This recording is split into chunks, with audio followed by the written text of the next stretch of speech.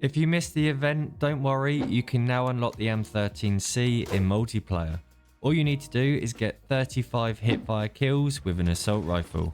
Now the fastest method is to jump into shipment 24/7. The constant close range gunfights will be perfect, as the longer the gunfight is, the less likely you are to win. Just remember, being crouched or even prone can really help increase your hipfire accuracy.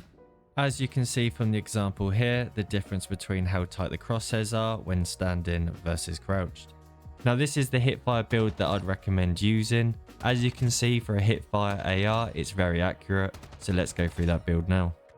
So the first thing we're going to add is a muzzle, and I'm going to add the Sakin Tread 40. I think it's the best muzzle, but what we want here is that recoil stabilization. So about there, and then we want a lot of recoil control. This used to be called gun kit control, which is what we want there. Now the underbarrel next, and there is one answer for this one. The VX Pineapple is the best here, and we're going to heavily tune this to hip recoil control and hip fire accuracy. Of course, we're not going to use any aim down sight speed.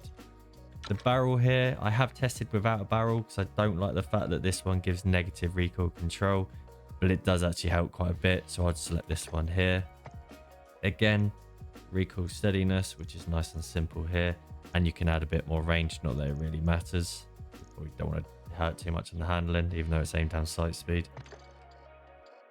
Magazine, I'll add a 45 round mag, just because you will be spraying a lot, so you miss quite a lot, so you don't want to be spending that time reloading.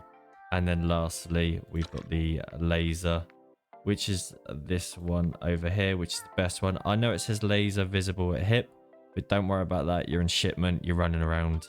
It's much better to have hip recoil control, hip fire accuracy, and that sprint to fire speed, because we're not aiming, you are running and gunning, so we do need some sprint to fire. So you just want to add that as well. And then for the tuning, you can either go for walking, or if you do like to slide, you can increase that like that. And then this time you want to go across to hip spread. I know that sounds confusing. You think the more you go to hip spread, the more it sprays everywhere, but it actually tightens it. It's just worded very poorly. So this is a class here.